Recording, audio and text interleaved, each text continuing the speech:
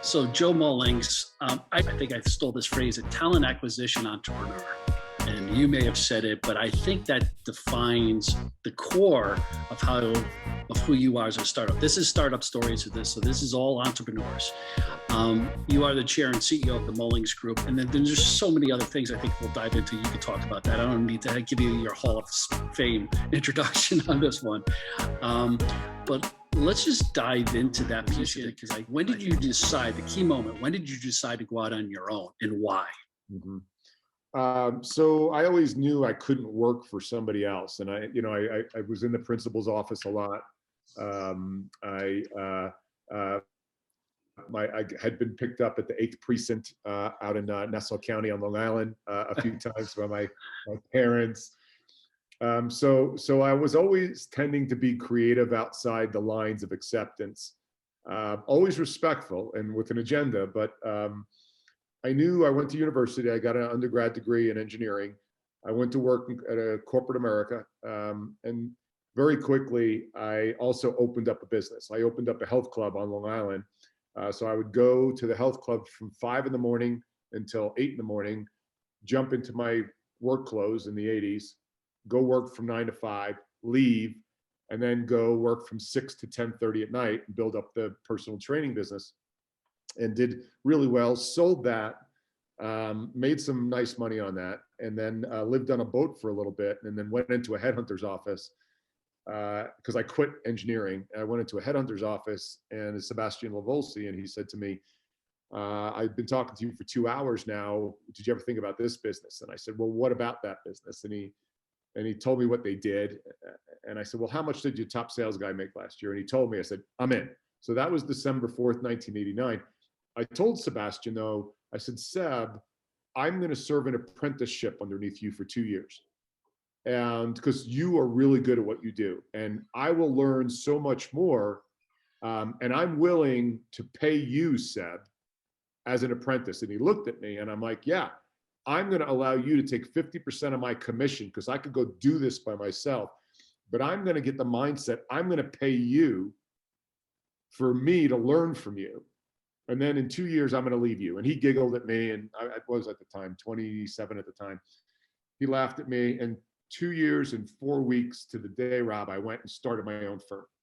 And I chose medical device in particular because at that point in time, headhunting, there was like accounting and computers and, sales, and you had a specialty. But I wanted to pick something that there was a high barrier to entry, which medtech was, because you had to learn a lot about technology. I always knew the population was going to be getting older and sicker, and they wanted to live longer but healthier lives, not just longer lives. And I also knew it had a built-in governor in it called the FDA, Food and Drug Administration, who had to approve everything that went through it. But within that, and it only had 7% per year growth. And so I never wanted to be in a hyper growth market because every hyper growth market crashes. Real estate, .com, it happens. Wall Street, bear, bull markets. But within that 7% growth, there were micro markets that grew at the rate of 30 to 40% per year. So what I said is I'm going to go after that market at 7% growth, but now I'm going to go after these micro markets that have hyper growth in them, and their specialization, and they're on the leading edge of technology. So that's how I picked headhunting. That's how I picked medtech in particular. And as an entrepreneur, I always was on the other side of the line in school with the law and in general in my relationships. And it's because I needed to express myself through my businesses and activities. Do you think, I know this age-old question of, are entrepreneurs born, or could you become one through just osmosis or working for the right person? Do you think that's just part of our DNA to be an entrepreneur? It depends on what you define as entrepreneur, right? So there are entrepreneur tendencies, and then there are entrepreneurs who are purebreds, like purebred entrepreneur who has to express themselves through their businesses. And so I think there's a smaller percentage of those who have to express themselves through their businesses. But I think there are a lot of people who have entrepreneur tendencies that end up letting them get suffocated by the playbook that their parents put upon them at the dinner table of it's not good to be the high poppy in the field because you get your head chopped off. And so there's a lot of people who want to express themselves, but are told to just go out and get a job and get married and, you know, get your 7% per year, and that's good enough. Or, gee, that's risky. Do you really want to take that risk? You ought to go to college and play it safe. So, you know, I think there's a lot of suffocated entrepreneurs out there that have put 20 years in corporate and right now are miserable. And because of that, their relationships outside of work are miserable.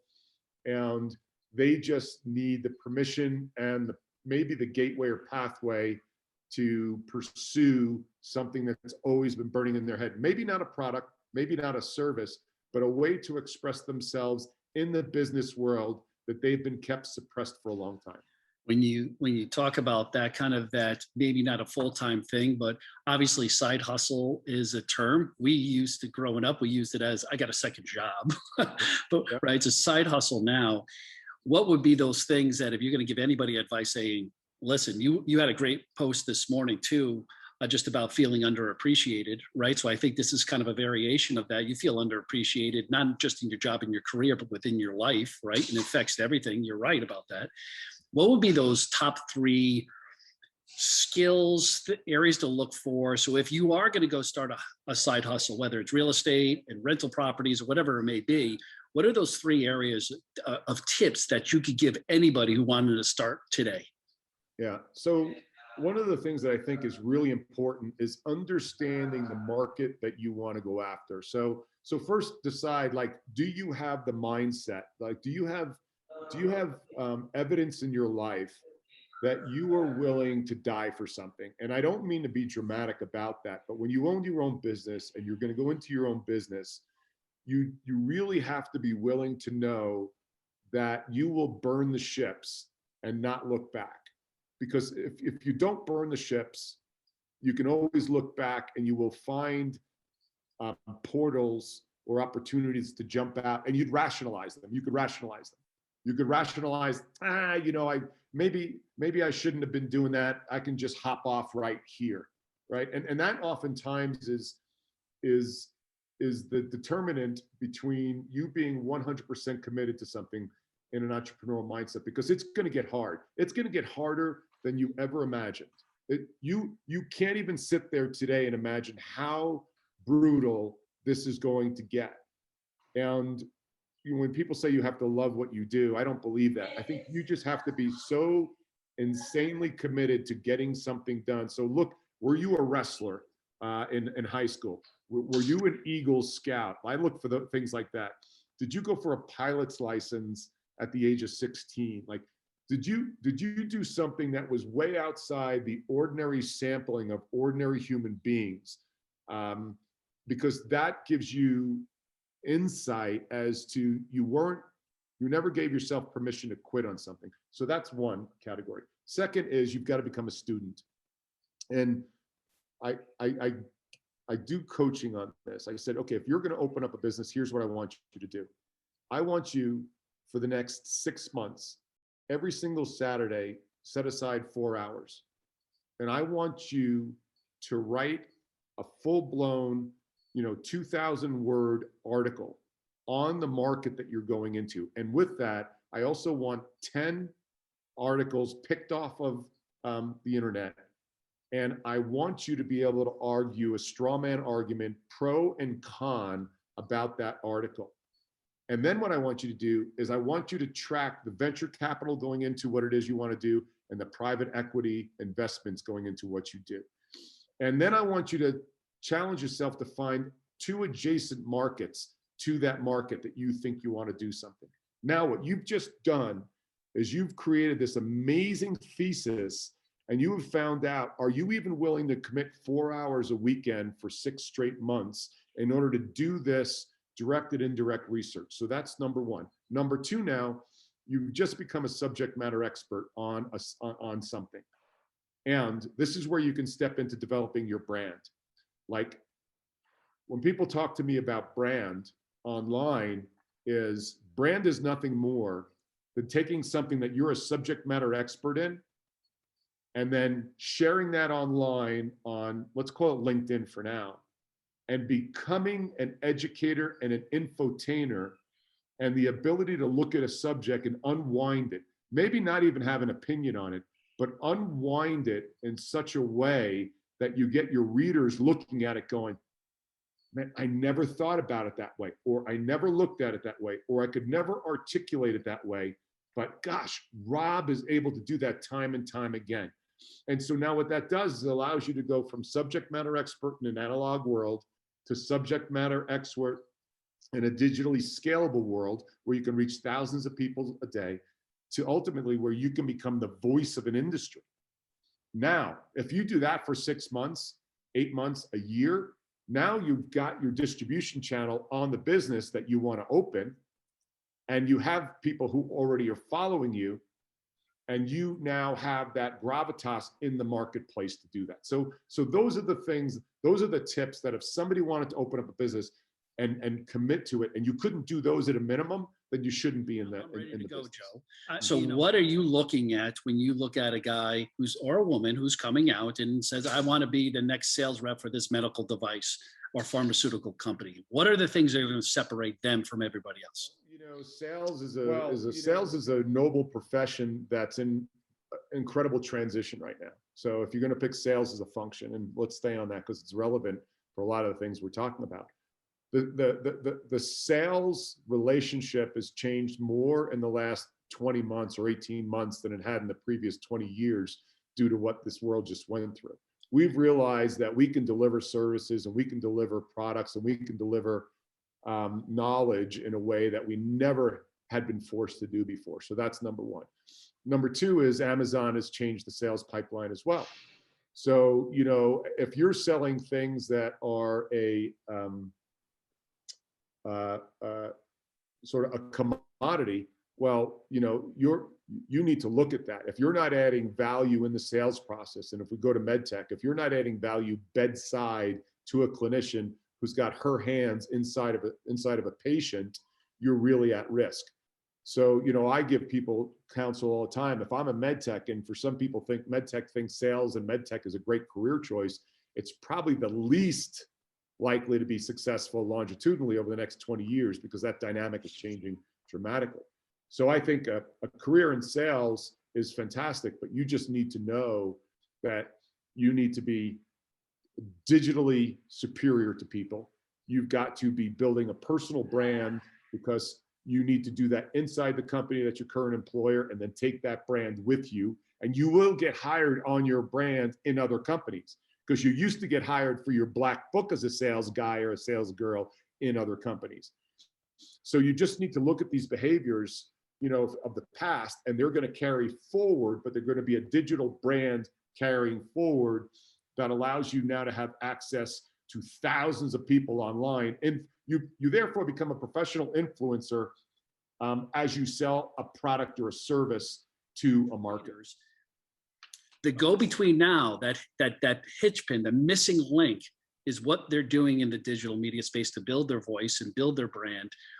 How was that aha moment for you? When did you have it? When was your I got to do a podcast moment?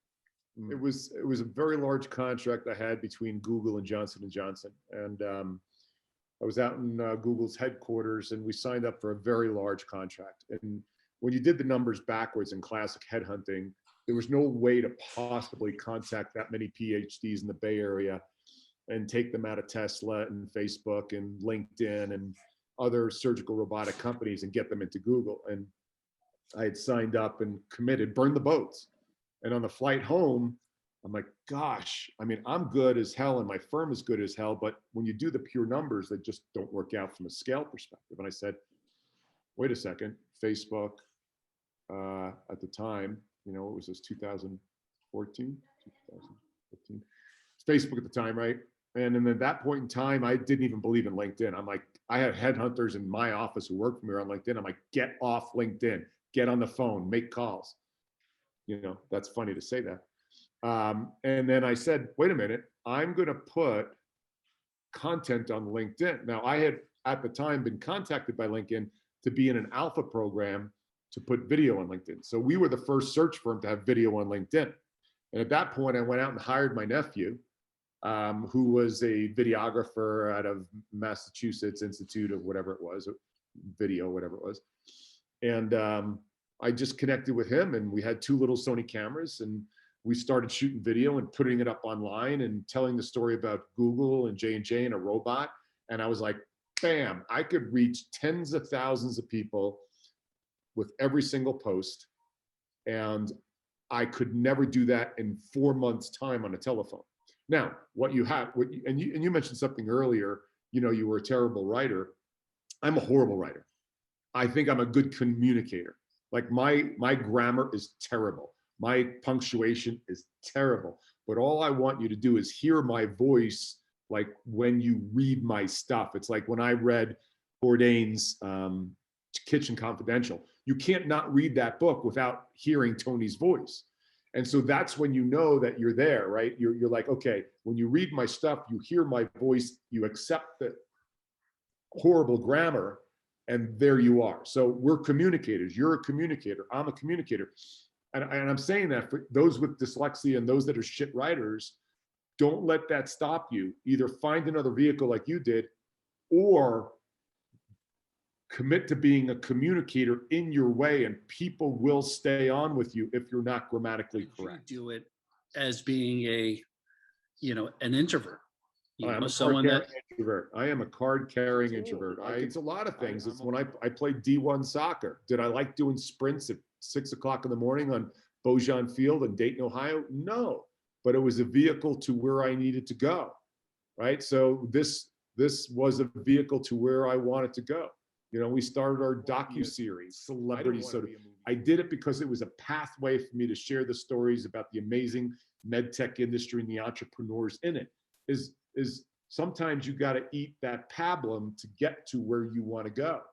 And then you'll never know what it'll become. And then what you could do is you could then conveniently form it into what you do want to do. Like you didn't want to write, but you wanted to communicate, and you found a pathway that you wrapped it around who you were. And I think that's where I am with my branding and content as well. So talk about True Future. Talk about the docu-series. Let's dive into it. You guys have been... It's a docu-series. We just won 3 Telly Awards, which is, I didn't win them, my team won them. We just won 3 Telly Awards, which is a really fantastic award. I think there's 12,000 entrants into it, and I think we won 3. I know we won 3, but so it's a series. The way for me to explain it, and it's truefuture.tv. Please go check it out. The people who we get a chance to interact with, the cinematography is second to none on no matter what you look at. The access we have to some amazing brains and beautiful cultures and people. So the intention was, it was a Bourdain thing. It was Tony went around the world under the guise of talking about food, but it was never the food. It was the people, places, and culture, and issues going on in the social fabric of what he investigated. That's what True Future is, only we tie it to technology. Talk about the quality and character of people from Israel. Look, it's funny. I was just sitting at the dinner table here in Telluride with some family last night, and Israel came up again, and I forget why it came up, but I love that country. I love that country. They fight off their back all the time, right? So it's one of those people that have, since the beginning of time, have been having to fight and grab for everything they had. And it was spread out around the world. And in a country of 8 million people, when they finally got their country, and they called out, said, listen, we got our country, everybody come home now.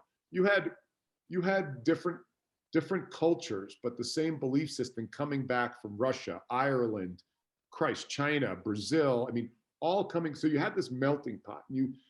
And intellect there is respected more than anything else other than family and trust. And so I appreciate that country, because even when you come out of high school, no matter who you are, unless I believe you're Orthodox from a religious perspective, you have to spend 2 years as a female, 3 years as a male in military. So you're not downstairs playing video games necessarily and on the couch and eating Cheetos. You're out, managing an F-16 or in a tank command, or writing software for artificial intelligence. You're doing all of these things. And then you could be, you know, the son or daughter of an incredibly wealthy family with a working class family, all bunking together. There's no caste system there, and then those bonds stay together through your life, and you have that network you can always call on. And your word there is very important. I've been doing business there 30 years. I'm part of the, you know, honorary part of the tribe, and because I always do what I say I'm going to do, and they do the same back with us. And you will be there. You swear there's a fist fight that's going to happen over a conference table, but you're breaking bread right after it's over. Nothing's personalized. It's an amazing dynamic. So that's why I clearly am, you know, fond of the culture, fond of the country. It's a beautiful country. It's like people think camels, sand, and machine guns, and it's the furthest from that. It's gorgeous. It's like Miami Beach and Tel Aviv. You know, certainly the history of Jerusalem and, you know, all the other conflict that's going on there. It's a lesson in survival for me. And that's why I think I appreciate that culture in that country so much. Yeah, I agree. Let's talk about, you know, just another vertical within your business. Well, the studio's over the top, and I wouldn't subscribe it to anybody. It's you know, we've spent millions of dollars on the studio. But you know, we look at it, if you're in business today and you don't have a media arm to your business, you are putting yourself in an incredible disadvantage. So we created Dragonfly Studios as, I look at it as a way for us to convey our expertise and also highlight our clients' journeys. And we can aim it at anything we want. So it's about a 5,000 square foot studio, and there's another 2,000 square foot of editing suites. We've got world-class talent and team there. And I look at it like a weapon. It's a communication weapon. And so I can take a podcast, I can take a video podcast, I can take we can bridge across the world and have interviews like you see on CNN or you see on, you know, we have a great technology platform. And I can come up with idea on Monday morning, and Monday afternoon I'm in studio and we're deploying it and we're exhibiting our subject matter expert. We're interviewing people around the world, or we're just connecting people and standing back and facilitating. So it's an enormous tool. Again, I think of it like a gun turret. If it's my search, I aim it at search. If it's at my media company, TMG 360 Media, I aim it at that. If it's a Dragonfly itself, if it's a True Future, if it's for a client, it allows us to deploy powerfully at scale, at our beck and call. And I think it's one of the most powerful platforms that any business could What's next? What's the next big thing for you? Is there other verticals? Is there another way to tie all this together? So what are their big dreams and big things that go through your mind out there in the wilderness when you're staring at moose and elk and everything else flying through your backyard? So Tyler Perry, Oprah have both done something developing a model. Tyler started out as an actor, cobbled together enough money, and down in Atlanta area, I think it is, has built his own studio, has brought all his talent in-house, and has built a product platform that sells to a very specific demographic psychographic. Oprah did the same. She doesn't outsource anything. She built this incredible platform, this media platform. We want to build health tech TV platform. Our goal over the next 5 years is to have, you know, if you would have said 15 years ago, there's going to be a channel that'll only talk about weather on TV, you'd say you're out of your mind, or sports on TV, you're out of your mind. So we are health tech TV, med tech TV. Our intention is to take what Tyler did, take what Oprah did, and deploy the awareness of health tech and med tech and the importance of it on the world at large, on containing costs, telling amazing stories, highlighting technology, following entrepreneurs, even having companies have their own station on that platform, their own channel on that channel. That's what we're doing. Joe, you're a super connector and a super mensch. I'm sure that you've heard that before. Love that word. Love that word. Thanks for spending some time with me this morning, and hopefully when you're back in town, we could get together down there. You got it. Appreciate it, and shout out to you and your entire community. This is Rob. That's Joe over there. You're watching Startup Stories. We'll see. Take care.